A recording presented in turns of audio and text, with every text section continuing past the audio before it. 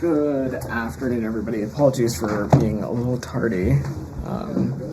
Just dealing with some random things. I don't have anything off the top. So, Simon, do you want to kick us off? Yeah, sure. So we saw the announcement earlier that the Israelis have agreed to these 4-hour pauses. Yeah.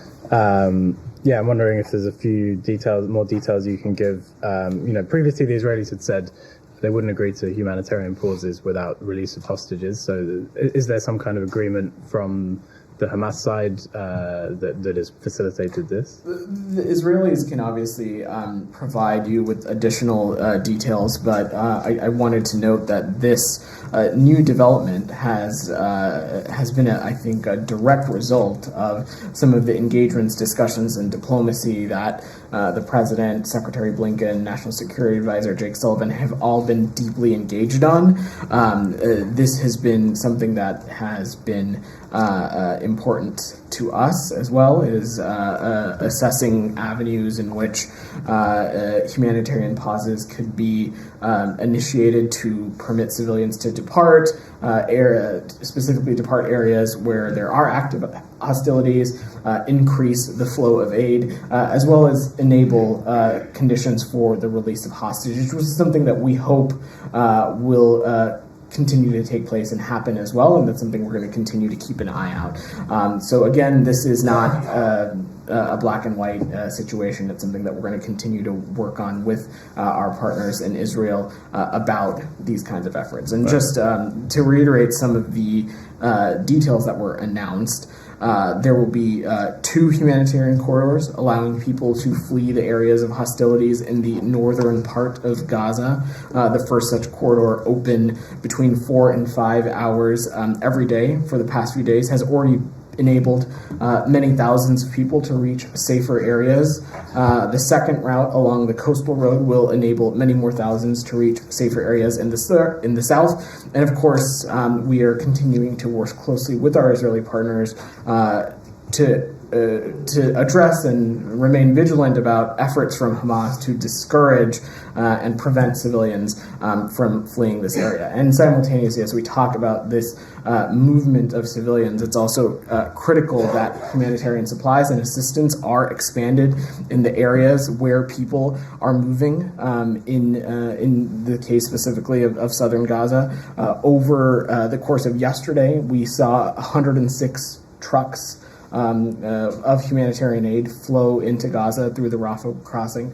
Rafah crossing remains open today for the inflow of humanitarian aid as well as the safe departure of foreign nationals. So we'll continue to work towards this and make sure that there is apt flow each day. So the Rafah crossing is open in both directions now? That is our understanding. That is there.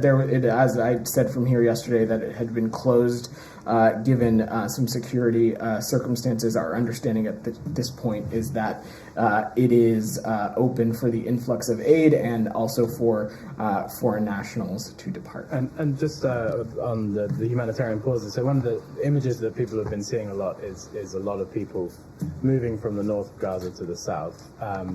What's the U.S. position on, how will these people have some kind of right of return to their, a lot of them are already displaced people from many years anyway, but is there some way that you, in your talks with the Israelis, that you're able to say, anyone who leaves northern Gaza City now during this operation will have the right to return to where they were living before?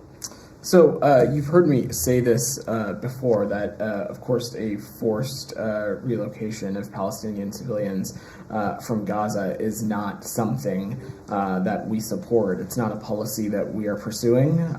And additionally, Palestinian civilians who may call Gaza home, we believe should have the ability to return if they had needed to depart for whatever reason over the course of this conflict. Yeah, we're talking about people moving inside the Gaza Strip, but moving from north to south. Right. And what I'm saying, your question, those who may have departed, I'm saying is that it's our belief that they should be able to return should they have exited for whatever reason.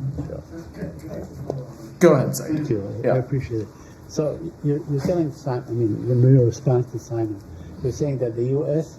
does give an ironclad commitment or promise that these people will be able to return to homes from which they were forced to leave. Said, it's not a border that we control, or it's not really an area that we have jurisdiction. So the premise of your question is a little misguided. What I'm offering, Said, is you're asking me what is our policy, and I'm sharing what our policy is, which is that we don't support the forced relocation of Palestinian civilians, and our belief is that Palestinians who may have had to depart Gaza for whatever reason should be able to return as they see fit. That's so what desire. I wanted to know. That they actually can return, and you will help facilitate their return. That's one point. You can. I will just say it is our belief that those who may have had to depart or who chose to depart are able to return. Again, you've heard us be quite consistent about this from the Secretary and others, that the forced relocation of Palestinian civilians from Gaza is not something that we're pursuing. On the ceasefire, if I may, just follow up with a couple of questions. On the ceasefire, 4 hours, do you believe that the 4 hours are sufficient to get the kind of aid that you want to get through? Said, we believe that this is an important step in the right direction. We believe that it is a byproduct of the U.S. government and this administration's efforts in the region.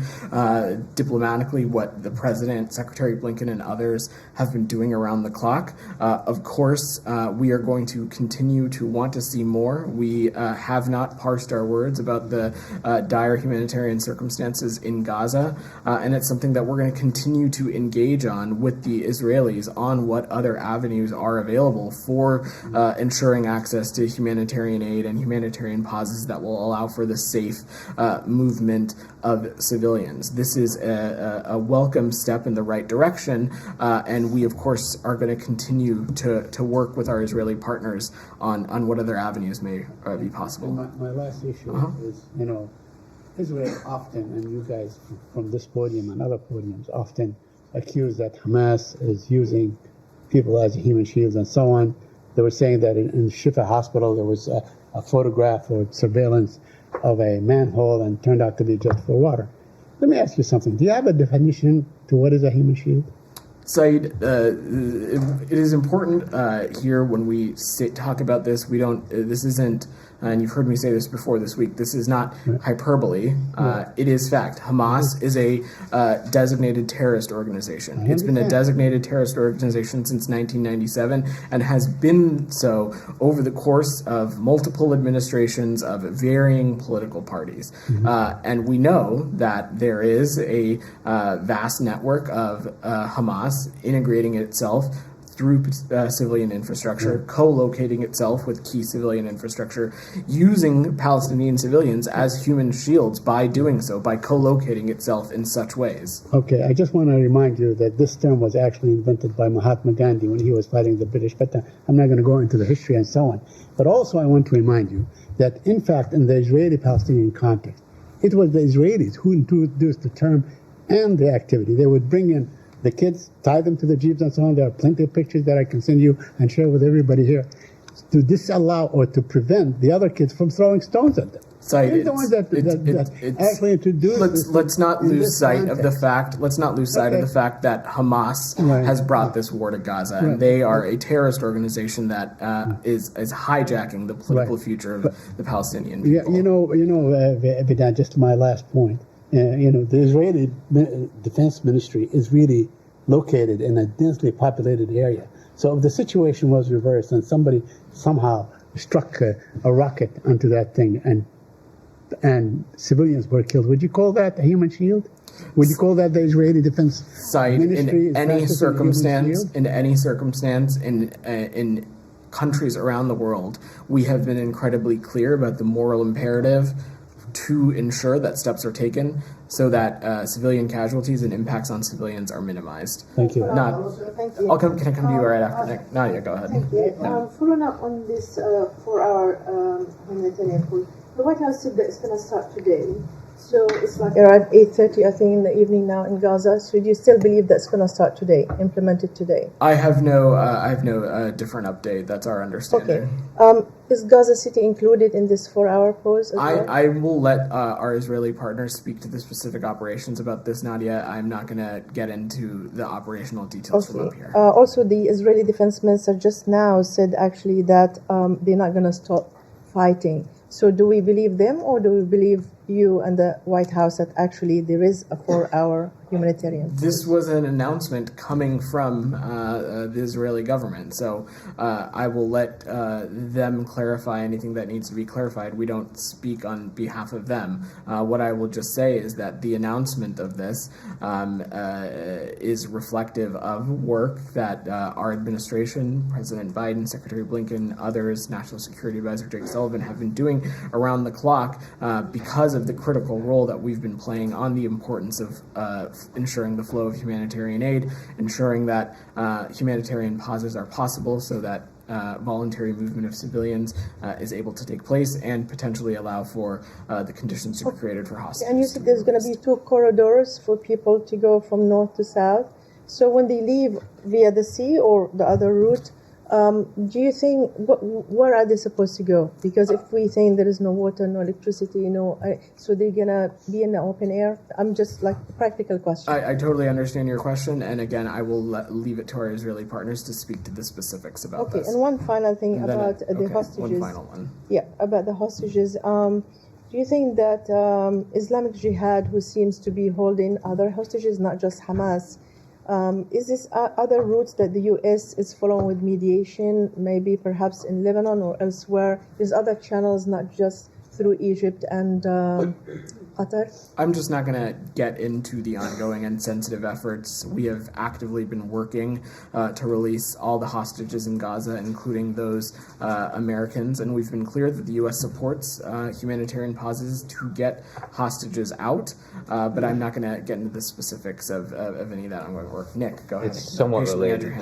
Thank you. Yeah. There are also negotiations for a 3-day humanitarian pause for the release of about a dozen hostages, according to sources who are involved in those negotiations. Is that in any way connected to these 4-hour pauses that were announced today? If so, how? And if not, can you shed some light on the negotiations?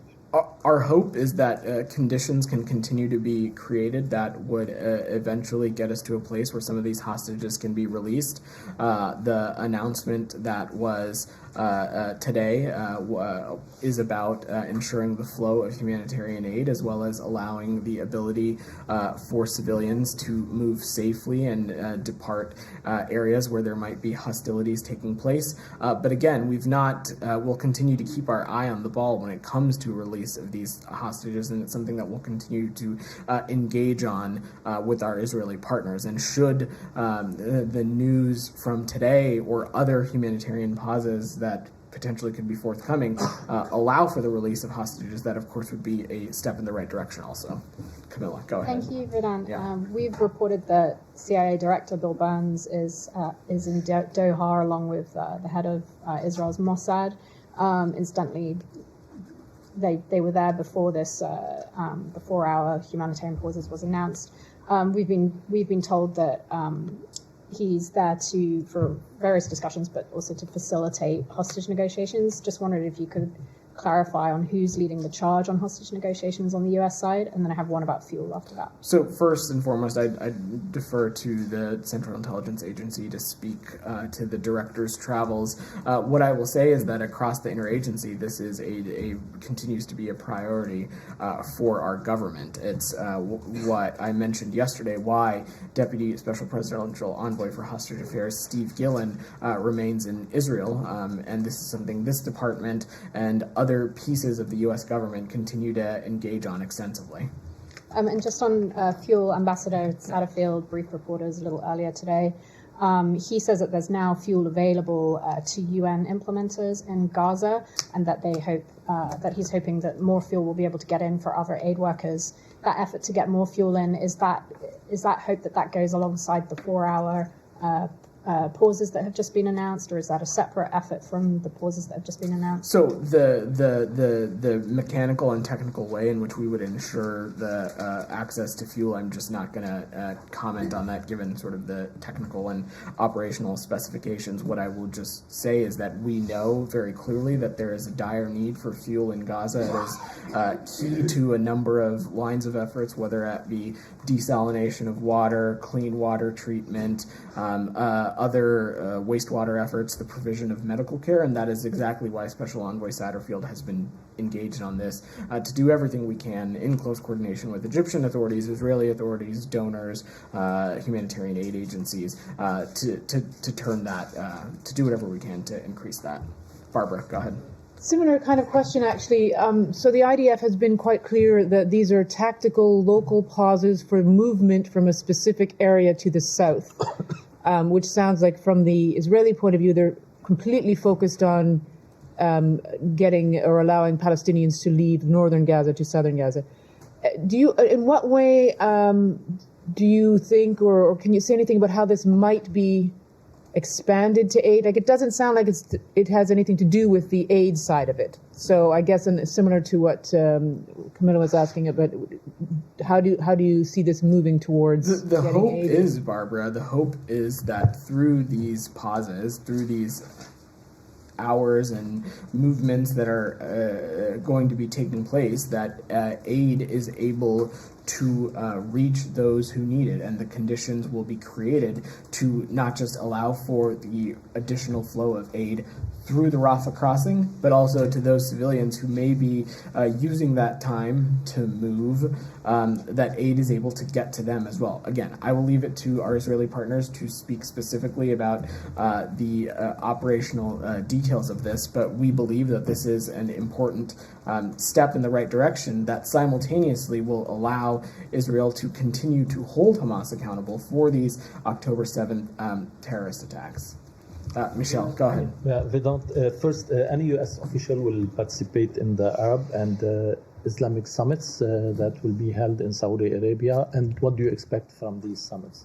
Michelle, those summits are being held as part of, at least our understanding, the Arab League and the Organization of Islamic States. The United States is not an observer or a member of either of those entities, so I don't expect any participation from the United States of America, but we'll be, of course, paying close attention, and I'm not going to get ahead of that process. And one more attacks today on U.S. military bases in Iraq after the U.S. reaction yesterday in Syria. Any comment?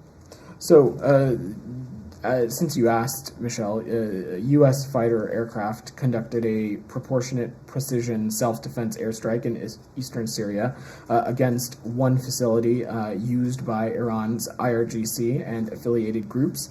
The IRGC and affiliated groups recently directed attacks on U.S. and coalition bases in Iraq and Syria. And as I have said from this podium over the course of the week, we will continue to take decisive military action to defend U.S. personnel in the region. Go ahead. Thank you, Vedant. Especially after the announcement of the 4-hour humanitarian pause in northern Gaza today, which will allow people to move to the south, there are some concerns about the integrity of Gaza. And Palestinian President Mahmoud Abbas also today said that any move by Israel to divide Gaza into two sections is unacceptable. I was wondering, how can you address those concerns, and do you share similar concerns about the territorial integrity of Gaza? Rabia, I assume you saw the Secretary's comments in Tokyo yesterday morning, and I think it was a very clear laydown of what we see as steps that can be taken to ensure that this crisis never happens again, and that is setting conditions for durable peace and security. And of course, part of that is considering and thinking about the future of Gaza. And I just was very clear that first, no forcible displacement of Palestinians from Gaza continues to be something that we feel very strongly about. We also feel strongly that Gaza cannot be a platform for terrorism or other violent attacks. We also feel that no reoccupation of Gaza after the conflict ends is something that can happen either, as well as no attempt to blockade or besiege Gaza. We think that these are principles that will help set the conditions for a durable peace and security for the region. One more, please. Sure. I wanted to ask if you have any comments on Israeli War Cabinet Minister Benny Gantz's remarks today, in which, in a tweet, he said journalists who covered the October 7 attack and did not intervene, quote unquote, are no different than terrorists and should be treated as such.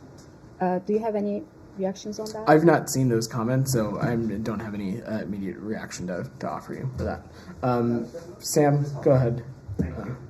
You just said you're for a durable peace and security, and you want Israel to abide by international law. I'm going to pick up where I left off yesterday. Does the U.S. recognize the Fourth Geneva Convention as applying to Gaza and the West Bank? Sam, I'm not going to get into the specifics of the legal aspects of this. I would have to double check for you. But what I will just say is that we have I don't want to made take up clear. a lot of time if we're going to. Great, we can. No. I mean, I'd like to move on. If Okay, if wonderful. you're just going to repeat, it has been long-standing U.S. policy that the Fourth Geneva Convention does apply. Indeed, if the Fourth Geneva Convention doesn't apply, it's not clear to me what legal constraints there are on Israel. The Hansel memo was issued by Cyrus Vance when he was Secretary of State. That was U.S. policy. That's been U.S. policy. Pompeo seems to have said, we're not going to abide by this. Has this State Department, has the Biden-Blinken State Department effectively abrogated decades of U.S. policy and adopted the Pompeo policy on this question? I'm not sure what you're referring to, but The Hansel memo is. I understand what the Hansel memo is, but I'm asking what your question. Does it still apply? Does this State Department still abide by the Hansel? We have had no change in policy as it relates to the Hansel memo, which is something that Matt has spoken to a number of months ago as well. But let me just reiterate, Sam, that this we have. From the forefront of this conflict, we have talked about very clearly the need for ensuring that this military operation is conducted in accordance with international law. That's something we continue to talk about. We continue to abide by that today. But which law? Which law? The Fourth Geneva Convention or not? Go ahead, Alex. Which law? It's a free fire zone if you're not going to abide by the Go ahead, Alex. Convention. Which law? You're creating the legal concept. Sam, we've taken two. If you're going to interrupt your colleagues, I'm going to ask you to leave. No, I'm interrupting you. The rest of the room has questions that they would like to get to. I've taken your question every day of this week. Thank you. Alex, please go ahead. I just haven't gotten an answer. Please go ahead, Alex. I wanted to push on the corridor issue. Sure. We were told by the White House this morning that the first corridor has been in use, right? I mean, what's new here? Is it just about the time period that is new, or because it has been used for multiple days now? There was this announcement of this additional corridor, as well as some of the specific updates that we're sharing, which again, our Israeli partners can talk to you in more detail about. All right, we were told from the get-go that the Gaza death toll cannot be trusted, assuming that Hamas group is interested in exaggerating those numbers. And we were today we are hearing from Assistant Secretary Barbara Leaf on the Hill. She said that those numbers are apparently higher than what they are being announced. Is that your final assessment? And if so, how do you want us to swallow that? Alex, the important thing to remember here is let me say a couple things. First, any number over zero when it comes to civilian casualties is heartbreaking. These are they represent the losses of futures, the losses of potential, the loss of dreams. When we are talking about the Hamas-run Ministry of Health, what we are saying is that this is a group that has a track record of being untruthful when it comes to civilian casualties. We are in no way trying to imply that there has not been an impact on civilians and that there has not been a significant amount of civilian lives lost in Gaza because of this conflict. We have been clear-eyed about that, and we have not been naive about the impact that this has had on civilians. What we were speaking about before, Alex, again, is just that this is a group that is run by Hamas that has a track record of being untruthful about the numbers. But we take issue with any of these numbers being above zero. One civilian life lost is too much. One civilian life lost is going too far. And that is why we are taking steps to ensure, in close coordination with our Israeli partners, that conditions can be created to minimize civilian casualties. The humanitarian pauses announced earlier this morning are a welcome step in that direction. But is it the final assessment that actual number is higher than the 10,000? I have no reason to dispute what Assistant Secretary Leaf said. I've not seen those comments. I was not participating in that congressional hearing, but I'm happy to check back specifically for you. On different topics. Sure. Actually, I came to you already. Sure. It's a quick follow-up. Yeah. Yes. So just to clarify, you said that the Hamas-run Ministry of Health has a track record of being untruthful. I just wonder if you could elaborate on that, because the UN has been using their numbers, and in fact, I believe the State Department has used their numbers for its report as well. So I spoke to this at a briefing. I think you were absent at. I was. Yeah. So there is not a different entity conducting this account of this metric right now, and so it is a number the UN uses. It's a number the State Department uses in its own internal site rep and things of that nature. That does not necessarily mean that it is a number that is wholly accurate. But again, the important takeaway here, Barbara, is that any number above zero is something that we will continue to take issue with. But again, there is not, unless the BBC is aware of something that I'm not, there is not a separate entity conducting account for civilian casualties in Gaza, aside from the Ministry of Health that is run by Hamas. So that is the number that we will continue to use internally.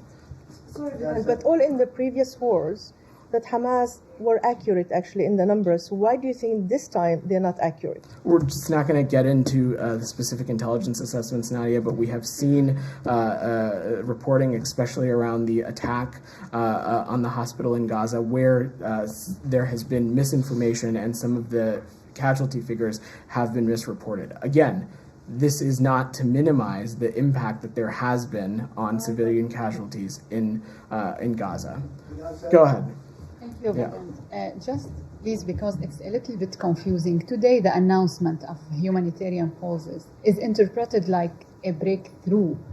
I mean, what if you can walk us through the difference between what's happening now, because we are seeing humanitarian aid entering to Gaza. Some civilians are able to depart, but they are not safe all the time. So is it a breakthrough? I mean, and what's the difference between what you announced today and what we are looking or waiting for in a potential deal on hostage 3 days of humanitarian pause?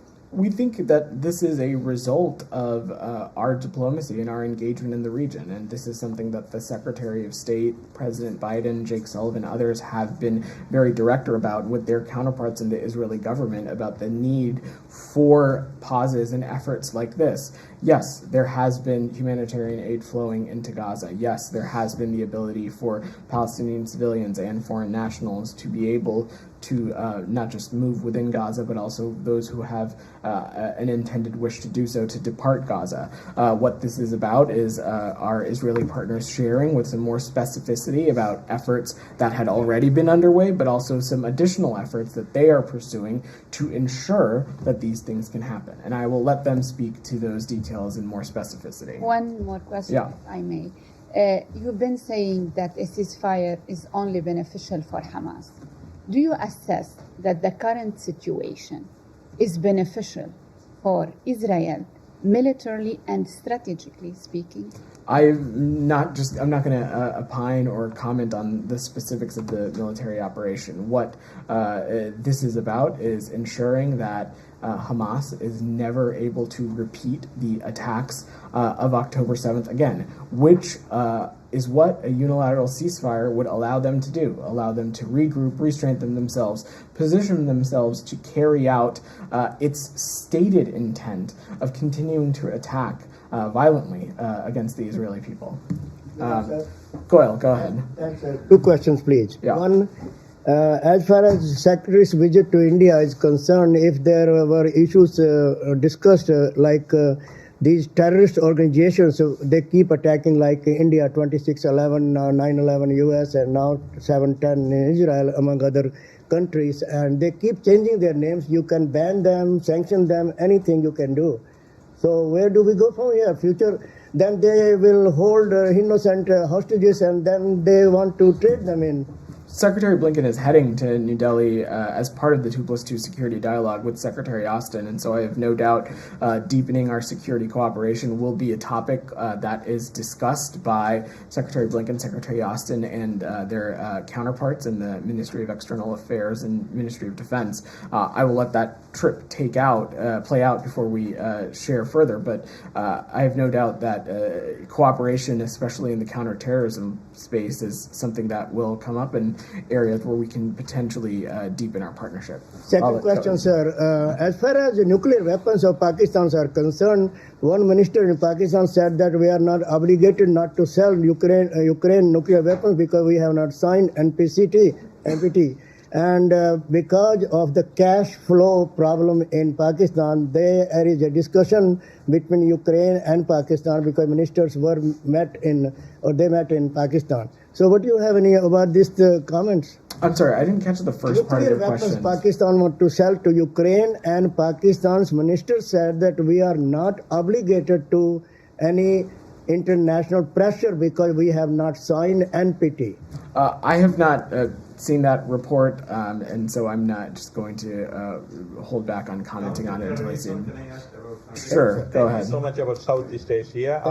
What I want to ask you that before I ask you, let me tell you that with the support of USA, Bangladesh government took a zero tolerance policy in combating terrorism and radicalism. Media reporting the achievement positively contributes to the counterterrorism effort and national interest of USA. How do you evaluate the achievement of the current government about this matter? So I will speak about this in broad terms that you've heard me say before, that last year we celebrated 50 years of diplomatic relations with Bangladesh, and of course that this is a country that we're looking to continue to deepen our relationships and partnerships with, as there continue to be a number of areas, including trade, cooperation in the climate space, cooperation in the security space, and otherwise, where that potential exists. Thank you so much. I have one line question. Do you support the unelected caretaker government in Bangladesh as opposition demanding before the general election? Thank you. I'm pretty sure I answered this question yesterday, or the day before that, or the day before that. We're getting answer every time that everybody wants in Bangladesh free and fair election. And that continues. The question is, if you support unelected caretaker government, as you've heard us say, we do not support a particular government or a political party or candidate in any country. That in areas where there are elections ongoing, our goal and intent is for these elections to take place in a free and fair way that respect the will of the people of that country. Go ahead in the back. Thank you so much. Yeah, thank you. Yeah. During a press conference in Seoul, Secretary Blinken said that the United States is seeing and witnessing Russia providing technology and support to North Korea for its military programs. So I'm wondering, can you give us more clarity on what support and what technology is being provided to North Korea? And I have another question. Sure. Okay. Oh, no, why don't you ask your second question? The second question is, when it comes to North Korea, the policy focus has always been like deterrence and sanctions enforcement. But the U.S. obviously has stressed its intent to re-engage with North Korea. But I'm wondering if there are any behind-the-scenes efforts underway to kickstart direct engagement with North Korea at this point. So this is, of course, something that our Special Representative Sung Kim is deeply engaged on. And you're right, we have been clear-eyed that our intent and goal for the Korean Peninsula is a complete denuclearization, and we have been upfront with Pyongyang about our willingness to engage in diplomacy without preconditions, and that continues to be the case. Specifically as it relates to the Secretary's comments, I don't have any additional specifics to provide, but we have seen a track record of countries like Russia continue to carry the DPRK's water, especially in forums like the United Nations Security Council. And our belief is that any country that claims to have relationships with the DPRK or influence over the DPRK has a responsibility to make clear to them that their actions continue to be destabilizing, that they continue to violate a number of sanctions, that their activities continue to be in violation of a number of UN Security Council resolutions also. Go ahead. We'll come back to you, Alex. Thanks so much. Yeah. There's a growing concern in Ukraine, today also echoed by President Zelensky, that the war in Middle East between Israel and Gaza has distracted attention from Russia's brutal actions in Ukraine. Do you share those concerns? Absolutely not. We continue to be able to keep focused on the varying challenges that exist around the planet. That, of course, also includes Russia's ongoing assault on Ukraine. It was just a number of weeks ago, Alex, I think even last week or the week before, where we announced yet another tranche of security assistance for our Ukrainian partners. And this is something that will continue to be focused on. In President Biden's Oval Office address, he talked about the importance of not just, of course, ensuring that Israel has what it needs to defend its security, but also that our Ukrainian partners continue the support that they have been getting so that they can continue to defend themselves against the infringement on their territorial integrity and sovereignty. Thank you. I have a second topic, a final one. Sure. The president yesterday proclaimed November 9 as International World Freedom Day, and he pledged that his administration will support human rights everywhere around the world. I'm just curious, how is it gonna look like on your end at the State Department? Are you guys gonna beef up your toolkit when it comes to human rights? Who said that? Sorry. The president yesterday announced November 9 as the World Freedom Day. Well, Alex, one of the first things that Secretary Blinken, President Biden, Vice President Harris made clear at the beginning of this administration was the role that human rights is going to continue to play and the forefront at which we put it when it comes to our foreign policy. And that will continue to be the case. Around the world, when we have seen infringements on human rights, we have been clear about that. From this very briefing room, Secretary Blinken regularly comes down to talk about the department's annual human rights report and the conditions of human rights in varying countries and the steps the United States can take to address those. So it's something that will continue to be focused on. Camilla. Thanks for that. Circling back to Israel, Gaza, but on this building, today's CBS reported that senior State Department officials have held so-called listening sessions for diplomats in 6 U.S. embassies in the Middle East and North Africa to be able to address any concerns amongst diplomats about U.S. policy, but also any concerns related to the background of diplomats.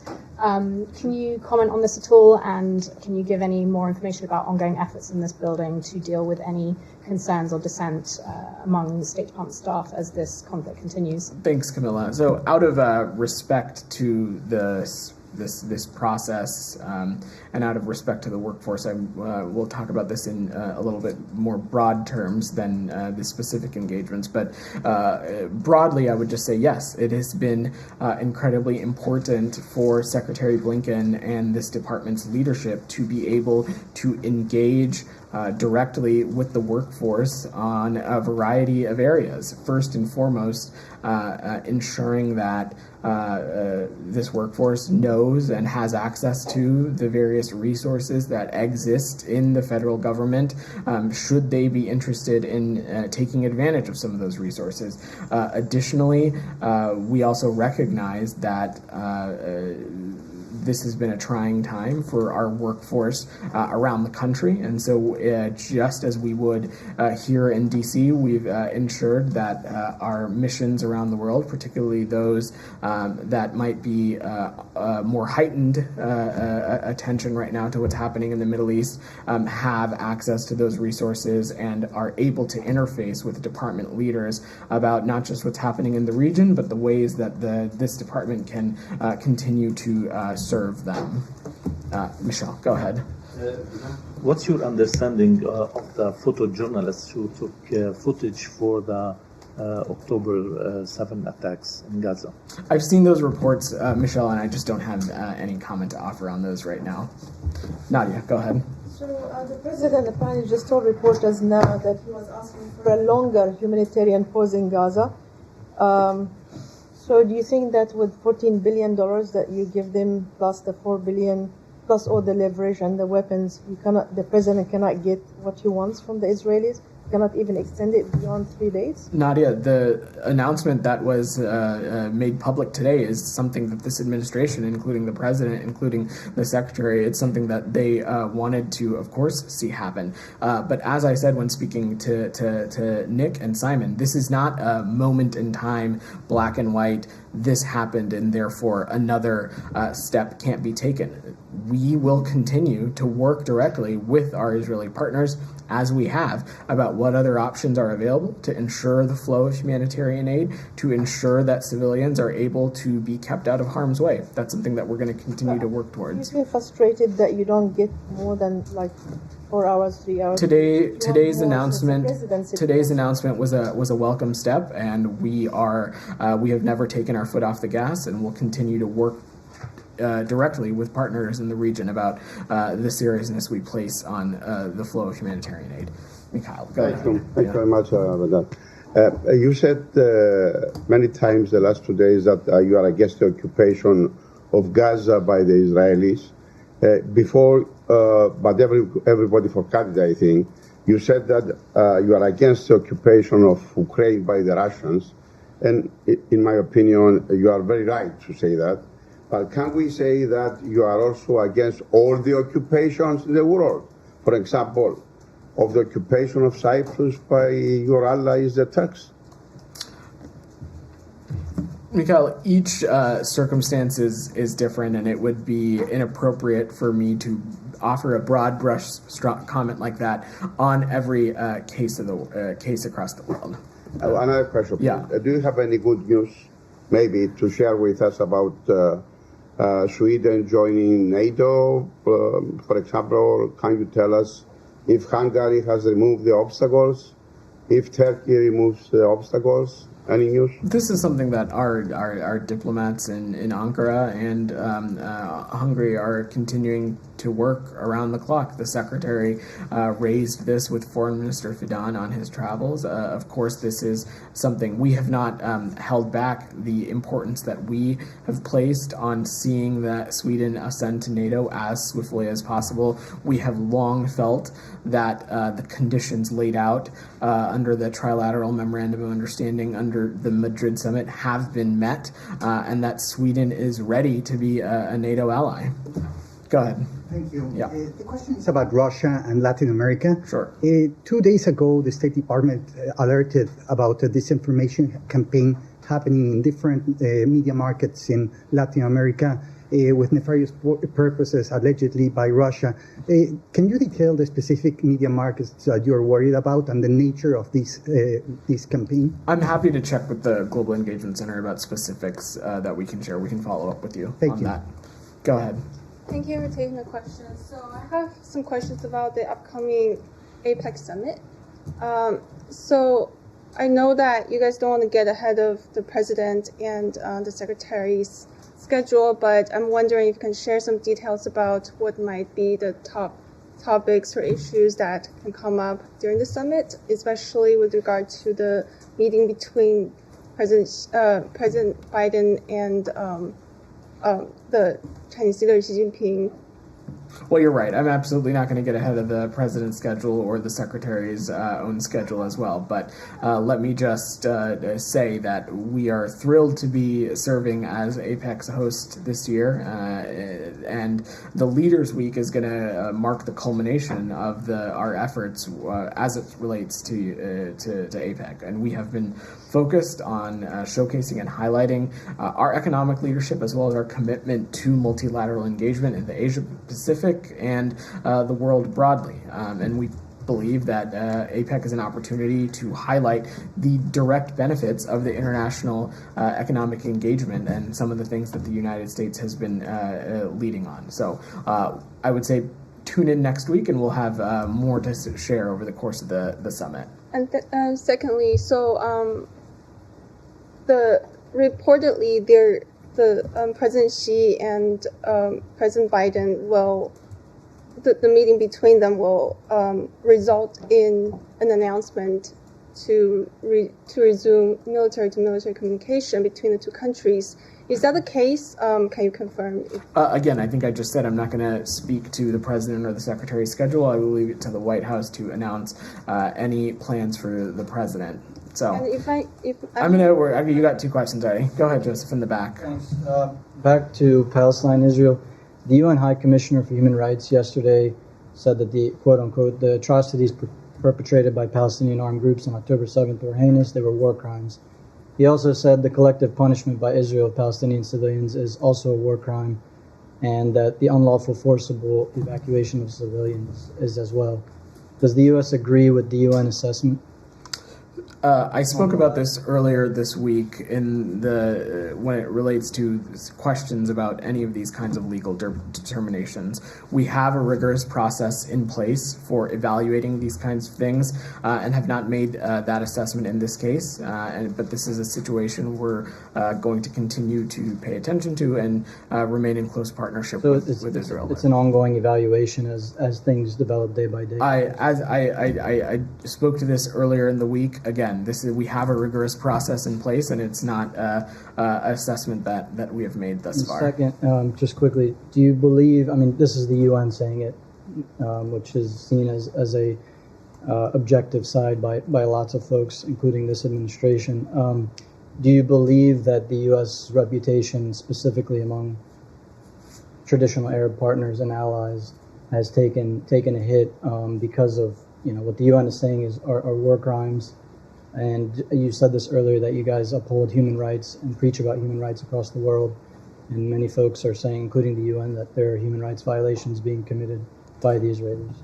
Let me just say that the secretary, as part of his travels, twice in the past month, has engaged deeply with our partners in the Arab world about steps that can be taken to address the current ongoing situation in Gaza. First and foremost, steps that we can all collectively take to further hold Hamas accountable for those terrorist attacks on October 7th. Steps that we all can collectively take to ensure the flow of humanitarian aid. And you've seen partner countries take actions and steps of their own when it comes to the provision of humanitarian aid. And we, of course, welcome that. And that's something we're going to continue to work on as well. Go ahead.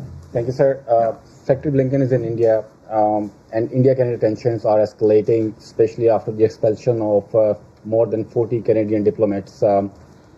Is the U.S. still trying to mediate or asking India to cooperate with the Canadian investigation of the murder of Khalisani leader Hadith Singh Nijjar? This is something that we're, of course, continuing to engage on with our partners in India as well as our partners in Canada as well. Sir, one more question, if you allow me. So don't you think by ignoring Israeli brutalities in Gaza, United States is sending a wrong message to the powerful militaries and powerful countries around the world that they can do anything by killing thousands of innocent people, including children, on the name of self-defense? If tomorrow any other powerful country or powerful military do the same thing, what will be your position there? From podiums across this government, you have not seen us parse our words about the moral and strategic imperative to minimize and take steps to ensure that civilian casualties aren't taking place over the course of this conflict. And that's something that we're going to continue to raise directly with our Israeli partners. You've seen us do so. We've laid out steps that could potentially be taken to minimize this. We welcome the news today on the humanitarian pause, and we'll continue to work at this. Last question, Simon. Come back to this phrase. You talked about the rigorous process that's in place to assess in different situations, crimes against humanity, genocide, this kind of thing. Could you just clarify? It sounded like there is a rigorous process in place to make those determinations, but you haven't initiated a process. That is correct. I think a colleague from your exact newsroom asked the same question a couple days ago. No, I'm not at all parsing the importance of the question. I just think I've spoken to it a couple times this week. I'm not going to get into the specifics of those rigorous processes. These are internal deliberative processes. Right. That is as a par for the course when we talk about the ways in which we go about this. But there is a rigorous process in place, and we have not come to that conclusion in this specific case. Whose decision is it to initiate that rigorous? It is a process across the interagency, is my understanding, but I'm happy to see if we have any specifics we can share. Can you say sort of it would be a something initiated by the Secretary of State to say we're going to look into. Again, I don't want to misspeak the specifics of the parameters of how they work, so I'm happy to check back and get back to you in a broad sense. You were asked about it a couple of days ago, so I thought you might have a chance. Again, I'm happy to check the specifics for you. All right. Thanks, everybody.